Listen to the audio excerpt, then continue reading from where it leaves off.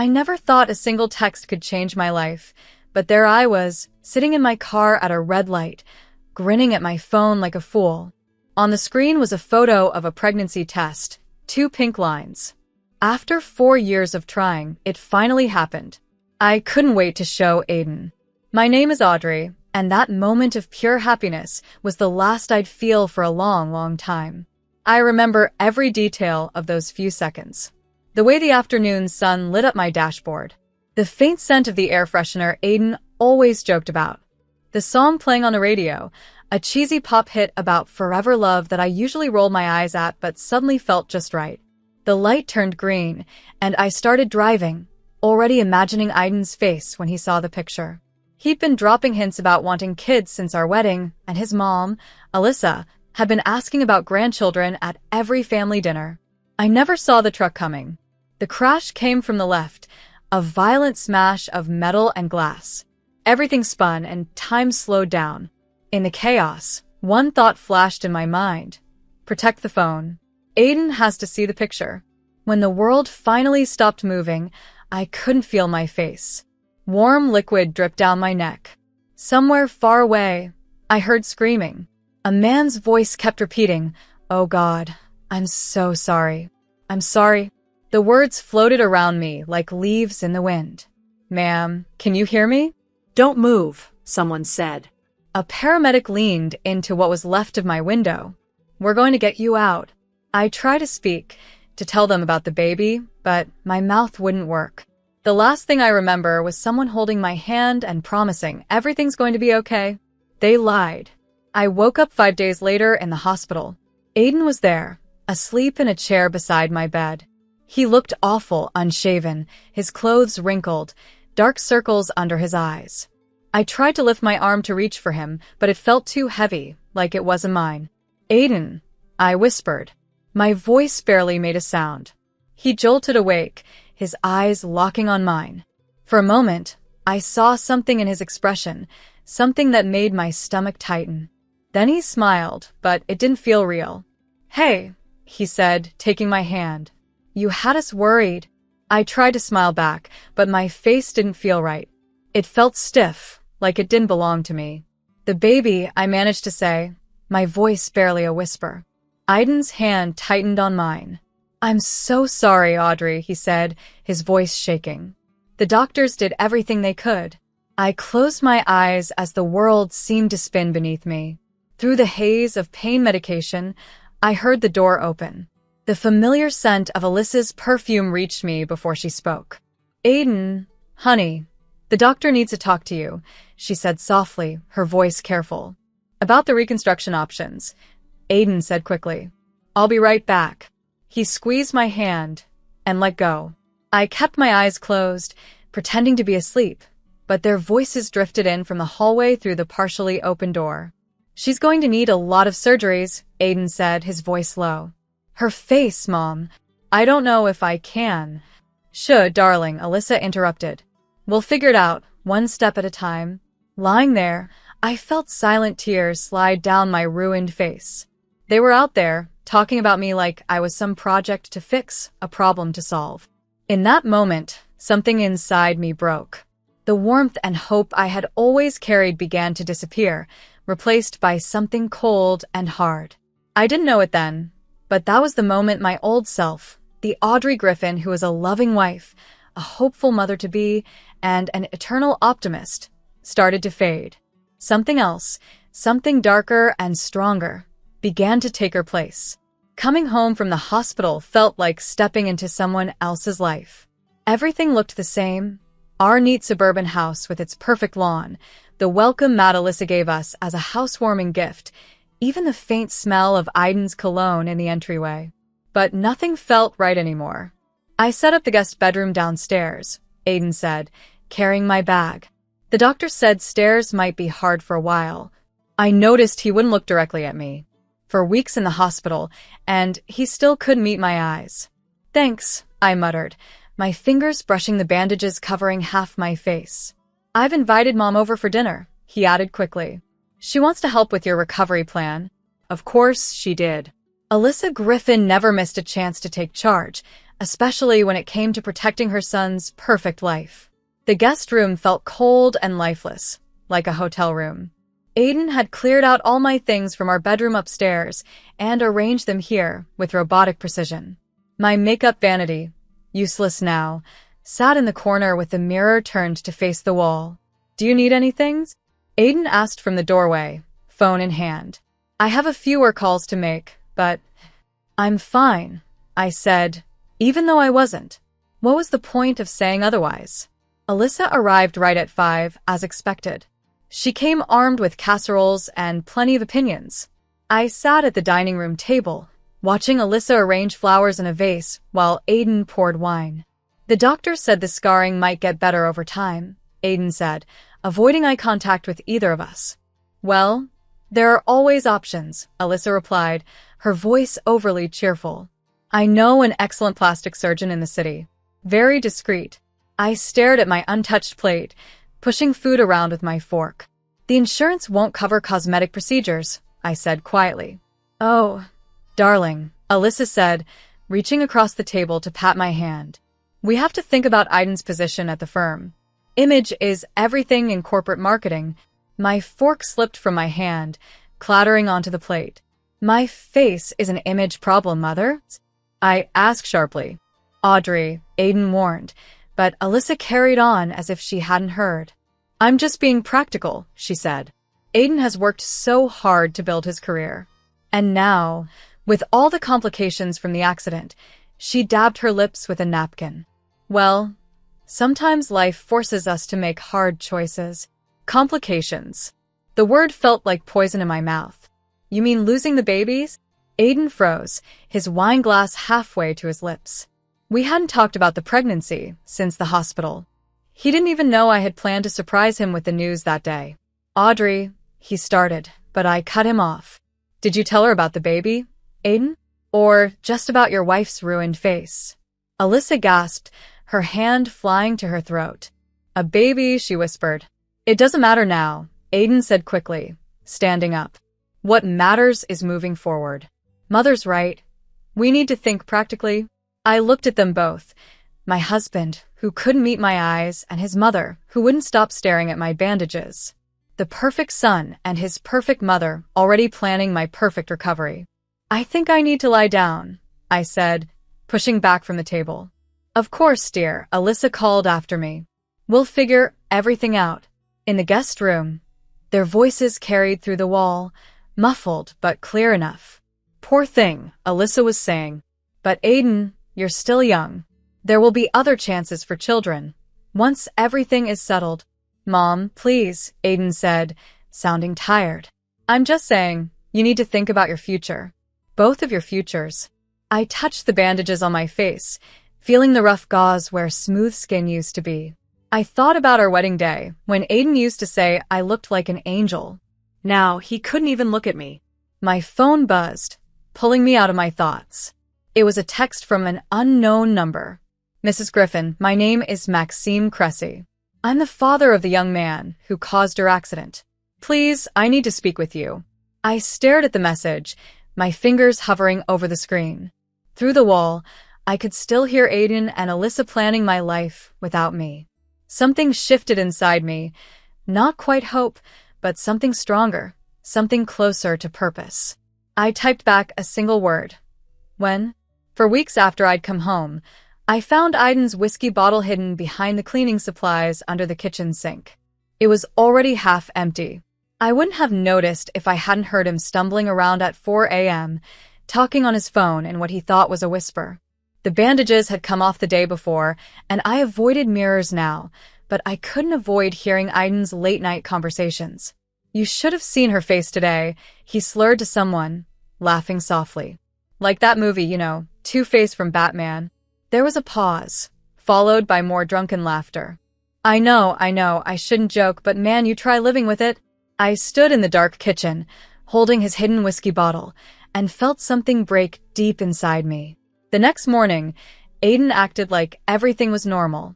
He kissed me on the unscarred side of my face before heading to work. "Big presentation today," he said, adjusting his tie. "Don't wait up." I waited until his car drove away before heading upstairs to our bedroom. I hadn't been up there since coming home, respecting his unspoken rule of keeping me out of sight in the guest room. Everything was exactly as I'd left it the morning of the accident, except for one thing. My old art supplies were missing from the closet. I found them in the garage, buried under Christmas decorations.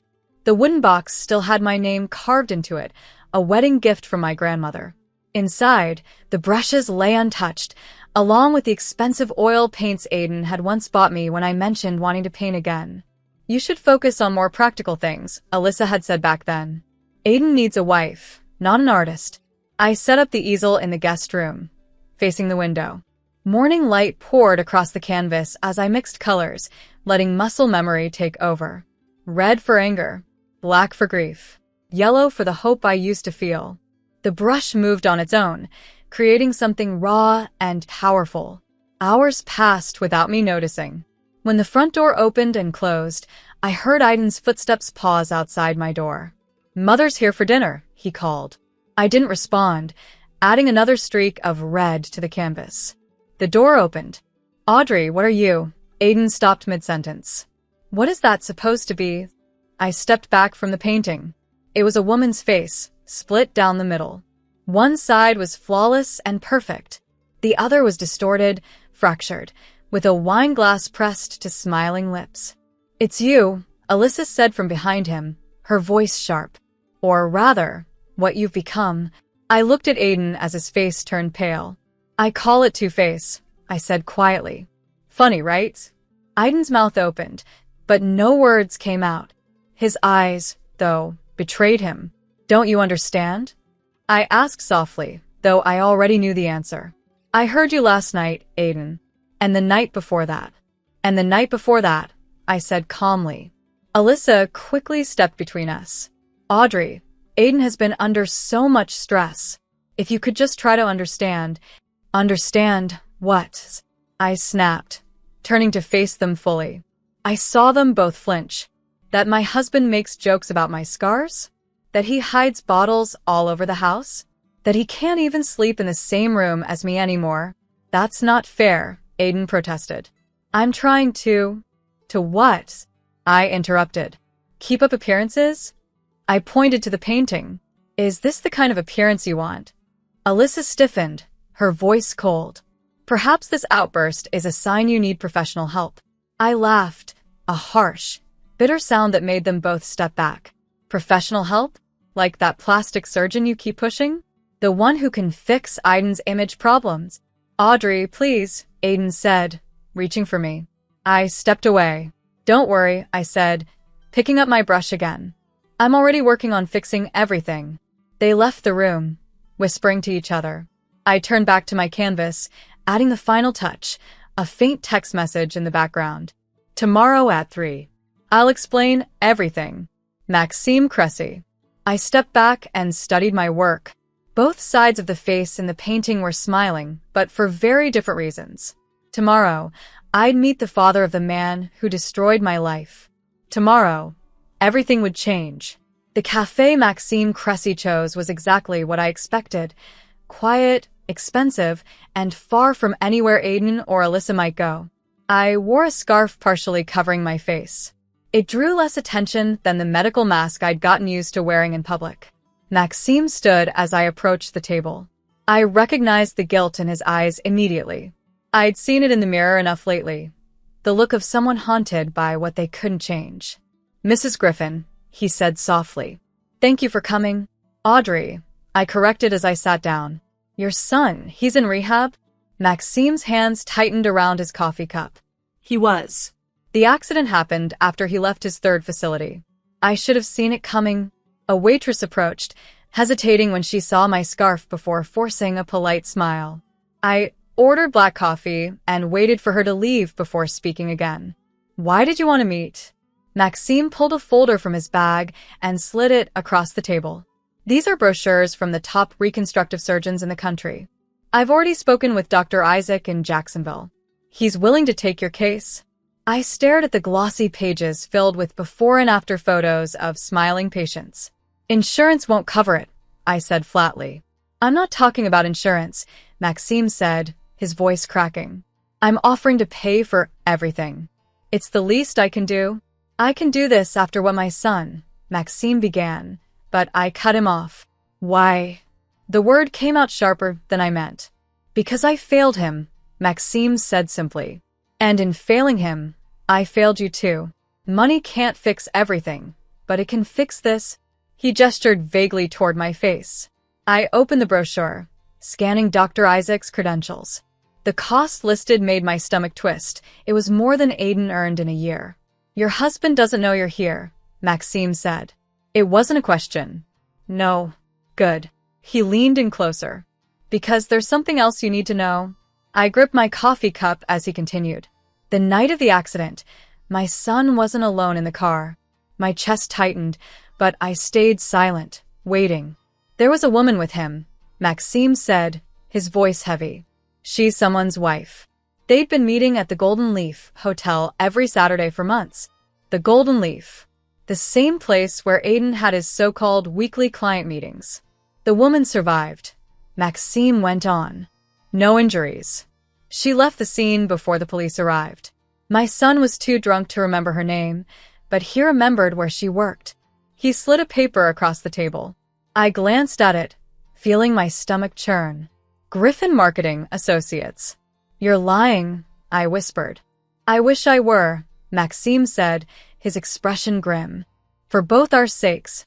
He pulled out his phone and showed me a grainy security camera image. A woman hurried through a hotel lobby, followed by a man in a gray suit. A very familiar suit. Aiden, I murmured, my voice barely audible. Why are you showing me this? Because you deserve to know the whole truth, Maxime said. And because I'm offering you a choice. He tapped the brochures on the table. Dr. Isaac can do the surgery next month. He can make you look exactly like you did before. He paused. Or he can make you look like someone else. Someone Aiden and his friend wouldn't recognize. I thought about Aiden's late-night phone calls, his cruel jokes, the way he avoided looking at me. I thought about Alyssa's constant hints about divorce and fresh starts.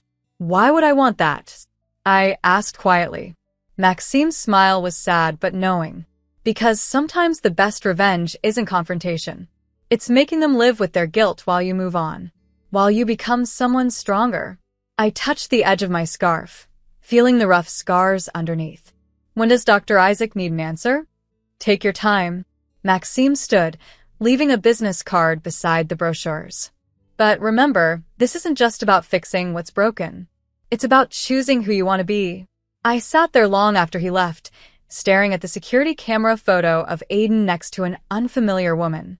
My heart raced, my emotions tangled in anger, betrayal, and something I hadn't felt in weeks, clarity. Finally, I pulled out my phone and typed a message to Maxime. I choose someone new. His reply came almost instantly. Welcome to your second chance, Audrey. I walked home slowly, thinking about what to pack, what to leave behind, and how to disappear completely. Sometimes, the best revenge isn't ruining someone else's life. It's rebuilding your own. Jacksonville felt like a different world. Dr. Isaac's private clinic was on the top floor of a sleek building made of glass and chrome. Everything about it felt quiet and discreet. I told Aiden I was visiting my aunt in Kentucky for a few months to heal emotionally. He seemed relieved, happy to have an excuse not to deal with me. The changes will be significant, Dr. Isaac said, studying my file, but subtle enough to look natural. The goal isn't to make a new person. It's to reveal who you could have been. I looked at the digital mock-ups on his tablet. The woman in the after images wasn't me, but she wasn't a stranger either. She was who I might have been in another life, one where Aiden's mistress hadn't been in that car. How long until I can? I hesitated, unsure how to finish the sentence. Return? Revenge? Start over? For months for full recovery, Dr. Isaac said kindly. Maxime mentioned you'd be staying at his apartment during the process. I nodded. Maxime's San Marco apartment had become my safe place. It was filled with his late wife's art collection and rarely used now that he spent most of his time at his Connecticut home. The first surgery was scheduled for tomorrow. That night, I sat in Maxime's apartment, watching the city lights twinkle like stars. My phone buzzed. It was Aiden. "How's your aunt?" His voice sounded slightly slurred. "Saturday night. Golden Leaf Hotel night." "Fine," I replied, my fingers brushing the surgical consent forms on the coffee table. "How's work?" "Busy." "Listen, Mother wants to know when you're coming home. She's worried about appearances." Of course she was. I pictured them at their usual dinner, talking about how to handle me. The damaged goods? "I need time," I said, the lie slipping out easily now. "Right." "Well, take care of yourself." He hung up before I could say anything else. A moment later, my phone buzzed again. This time it was a text from Maxime. "Ready for tomorrow?" I started to reply yes, but stopped when another message appeared. It was from an unknown number. "Are you sure you want to know the truth about that night?" My hands trembled as I typed back. "Who is this?" "Someone who was there. Someone who knows what really happened. Meet me at Jacksonville Zoo and Gardens. Midnight." I stared at the message, my heart pounding. It could be a trap. Or it could be her, the woman from the hotel. The smart choice was to ignore it, to stick with my plan and go through with the surgery. But something deep inside me needed to know. At 12:15, I took a cab to Jacksonville Zoo and Gardens. The air was cool, and the Hudson River shimmered like black silk under the moonlight. A woman sat alone on a bench, her face hidden beneath a hoodie. "Mrs. Griffin," she said softly as I approached. I walked closer, and the woman pulled back her hood, revealing a face I knew from office party photos on Aiden's desk. "Audrey," I said, recognizing her. "Audrey from accounting." She looked at me, her eyes full of guilt. "He wasn't supposed to be there that night," she said quietly. "At the hotel. He was following me." "Suspicious?" I asked, the pieces starting to fall into place. She nodded. "When he saw who I was meeting, his client's wife," I said, finishing the thought. Audrey let out a bitter laugh. "Aiden caught us together. He was drunk and angry. He started making threats about exposing everything." She paused, her voice shaking. "That's when..." "When what?" I pressed. "When he called his friend, the guy who hit your car. He asked him to scare his cheating client's wife. Follow her car, freak her out a little." Her voice cracked. "But the guy was high, confused. He followed the wrong car." "He followed you?" The world spun around me. Aiden arranged the accident. Not yours. He didn't mean to." Audrey stood up, backing away. "I just thought you should know before you disappear." I watched her hurry off, my mind racing. All this time, I'd been planning to start over because of Aiden's lies and betrayal. But now I knew the truth. He wasn't just unfaithful. He was the reason I'd lost everything. My phone buzzed. It was Maxime. "Surgery prep starts at 6 a.m. Are you ready?" I stared at my reflection in the window of a passing car. Tomorrow, I wouldn't just become someone new. I'd become someone Aiden would never see coming. "Ready," I typed back. "But we need to change the plan." 4 months after my surgery, I stood outside our house in the rain. Unrecognizable. My new face, beautiful but completely different, felt like armor. In my bag were the divorce papers, sharp and final, like weapons. I had planned this moment perfectly. It was Saturday evening, the night Aiden would be home from his client meeting at the Golden Leaf, and Alyssa would be over for their weekly dinner, plotting my absence from their lives. My keys still worked. I stepped inside quietly, hearing their voices coming from the dining room. "The lawyers say if she doesn't respond soon, we can move forward with the annulment," Alyssa was saying. "Really, Aiden," she added, "it's for the best." That accident was a blessing in disguise. I stepped into the doorway, and they froze mid-conversation. "Hello, Aiden," I said calmly. He stared at me, blinking in confusion. "I'm sorry, who are you?" "I'm Michael Cressy," I said, using the name Maxime, and I had chosen. Maxime Cressy's niece. "I'm here about Bianca Griffin." His wine glass slipped from his hand, shattering on the floor. Alyssa stood quickly, her instincts kicking in to manage the situation. "Whatever this is about," she said, her voice firm, "we can discuss it privately." "Can we?" I asked, stepping forward. I placed the divorce papers on the table. Like you discussed arranging the accident that scarred your wife's face? The color drained from Aiden's face. I don't know what you're talking about, he stammered. Audrey from accounting does, I said, holding his gaze as the truth hit him like a slap. I pulled out my phone and pressed play. Aiden's voice echoed through the room. Follow her car. Scare her a little. That's not… I never meant… Aiden stammered, his face pale. You never meant for it to be me, I said, my voice calm and steady. Your pregnant wife, instead of your client's cheating spouse. Alyssa gasped. Pregnant? Oh, he didn't tell you that part? I said, turning to her. About the grandchild you lost because your perfect son wanted to teach someone a lesson? Aiden whispered my name, finally looking past the new face and seeing something familiar in my eyes. I pulled out another document and placed it on the table. This is a police report naming you as an accessory to the accident, I said. Audrey's sworn statement is attached. I stepped closer. Sign the divorce papers, I said softly, or everyone will find out the kind of man you really are. Aiden lunged for the police report, but his foot slipped on the spilled wine. He crashed into the china cabinet, glass shattering around him as he fell. Aiden! Alyssa cried, rushing to help him, but he pushed her away.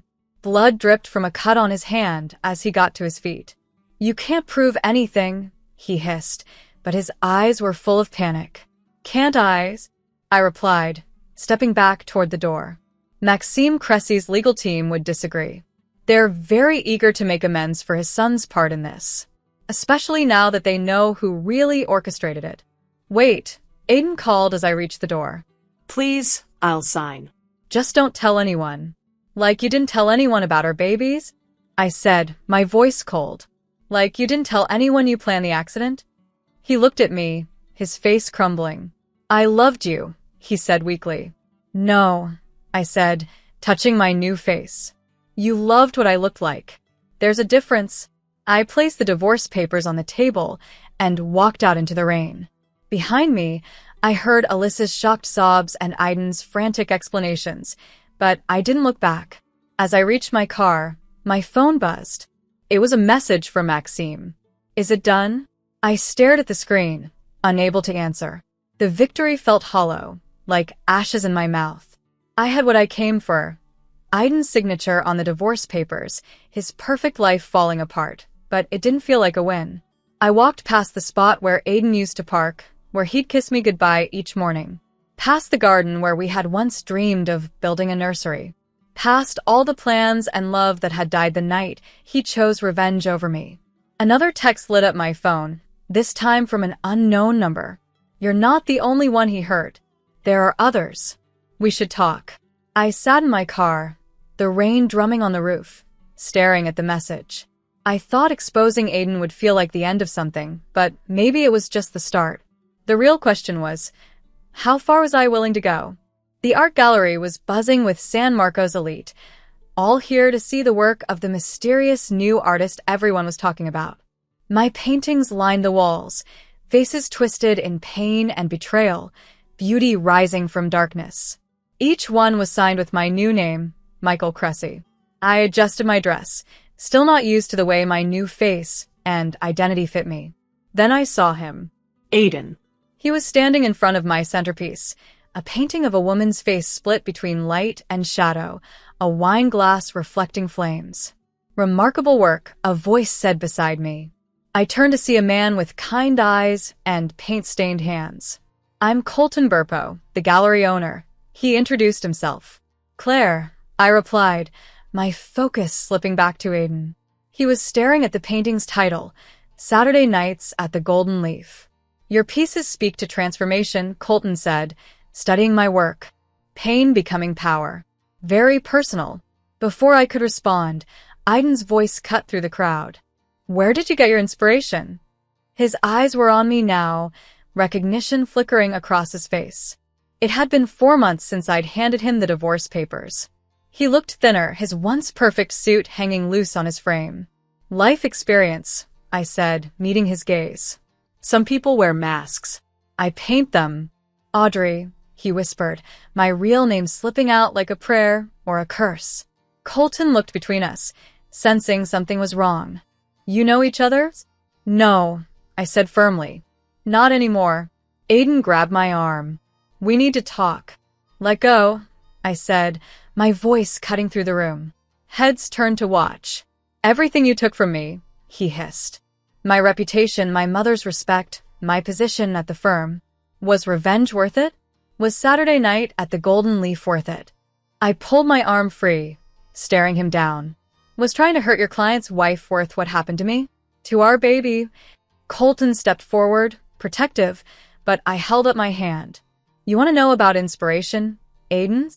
I said, my voice steady. Look around. Every piece here tells a story. Stories about masks and lies. About men who destroy what they claim to love. I never meant to, he started. To hit my cars? I cut him off. No, you meant to hit someone else's. That makes it better. The room had gone silent, the weight of our confrontation filling the space. In the corner, I saw Maxime Cressy watching, calm but purposeful. Beside him stood Audrey from accounting, her face pale but determined. You're not the only one with stories to tell, I said, my voice echoing in the quiet room. I continued, my voice steady. Audrey's here. So are 4 other women from the office. They all have stories about Saturday nights, about threats, about accidents. Aiden's face turned pale. You can't prove anything. Actually, Maxime said, stepping forward, we can. My son may have been driving drunk that night, but the police are very interested in who told him to follow that car, and why. Aiden looked around the room, his gaze landing on the crowd, the paintings, the witnesses. You set this up, he said, his voice trembling. The gallery, the paintings, everything. No, Aiden, I said coldly. You set this up years ago, when you decided other people's lives were yours to ruin. Aiden lunged toward the centerpiece painting, but Colton moved quickly, stepping in front of him. Aiden's fist hit Colton's jaw instead of the canvas. Security rushed in, grabbing Aiden and restraining him as he shouted about lies and betrayal. They let him out, his words fading into the buzz of the shocked crowd. Alyssa emerged, her flawless makeup streaked with tears. I never knew, she said softly, about any of it, the women, the accidents, the baby. Would it have mattered? I asked. My tone made her flinch, her eyes flicking to my paintings as if finally seeing herself in them. The enabler, the keeper of masks. I'm sorry, she whispered, but I was already turning away. Colton touched his bruised jaw, managing a small smile. Hell of an opening night. I should explain, I started. You don't owe me explanations, he said, gesturing to the paintings. Your art already tells the truth. The real question is, what story do you want to tell next? I looked around the gallery, at the paintings, once full of pain but now transformed into something beautiful. At the women Aiden had hurt, now standing tall. At Maxime's proud smile. At Colton's steady, understanding eyes. Something new, I said finally. Something that isn't about masks or revenge. I'd like to hear that story, Colton said softly. For the first time since the accident, I felt truly seen. Not for my old face or my new one, but for the person I was beneath them both. So would I replied. I was ready to begin again. 2 years later, I stood in my small studio apartment, surrounded by half-packed boxes and fresh paintings. These were different, no longer about masks or revenge. They captured healing, growth, and moments of unexpected joy, brought to life in color and light. On my desk sat a letter from Maxime, delivered earlier that morning. I had been too nervous to open it, but now felt like the right time. I unfolded the paper and began to read. Dear Audrey or Claire, you'll always be both to me now. My son came home yesterday, 5 months sober. He asked about you about the accident. I told him everything. About Aiden's manipulation, about your transformation, and about how your strength helped me find the courage to reconnect with him.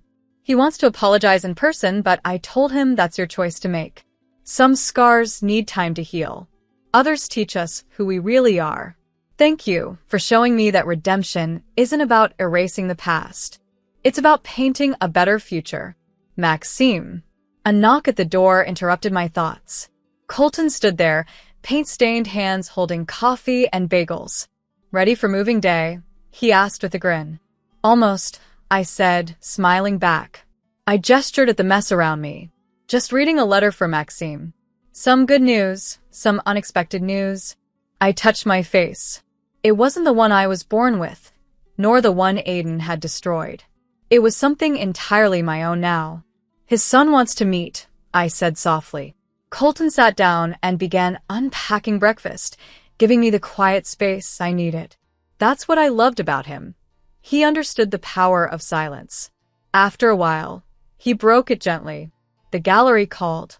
They want to know if you're ready to show your new series." I glanced at my latest paintings. They were different. No darkness, no hidden meanings. Just light breaking through clouds, hands reaching out, faces emerging from shadows into the dawn. "I think I am," I said. I picked up my favorite piece, a self-portrait showing all 4 versions of myself. Not as masks, but as chapters in a longer story. This time, I added, under my real name. "Which one?" Colton asked. "Both," I said, smiling. "Bianca Claire Griffin." "No more hiding," he smiled back, understanding the weight of what I had just said. "And the meeting with Maxime's son?" he asked. "Maybe," I said, folding Maxime's letter carefully. Some stories need proper endings. My phone buzzed with a news alert. I opened it to find a headline about Aiden. He had pleaded guilty to conspiracy charges and several counts of harassment. The other women had come forward, each with their own stories of Saturday nights, threats, and accidents. Even Alyssa had testified against him. Colton glanced over my shoulder. "You know," he said, "your first show helped those women find their voices. They helped me find mine, too," I said, closing the article. I thought revenge would heal me, but it turns out telling the truth is what finally did. We spent the morning packing, carefully wrapping each painting. Colton handled them like treasures, not because of their value, but because they were pieces of my journey. Near sunset, we carried the last box to his truck. My new apartment was above his gallery, a space for both art and living. "A place to begin again," he said with a smile. "Oh," he added, reaching into his pocket, "this came to the gallery yesterday." He handed me a small package. Inside was my old wedding ring and a note from Alyssa. "I kept this when Aiden threw it away. It belonged to his grandmother, but it should have been yours. Sell it, keep it, whatever brings you peace." I'm learning that's what matters most. I held the ring up to the fading light. Once it had represented everything I thought I wanted. Now, it was just a circle of metal, heavy with history, but powerless to hurt me anymore. "What will you do with it?" Colton asked. I smiled, an idea forming. "I think I just found the centerpiece for my next show. Something about turning old pain into new beauty." He took my hand, the one that used to wear that ring, and kissed it softly. "Ready to go home?" he asked. Home. Not a place to hide, not a mask to wear, not a role to play. Just a space to be completely myself, scars, changes, strength, and all. "Yes," I said, leaving the past behind one last time. "I'm ready."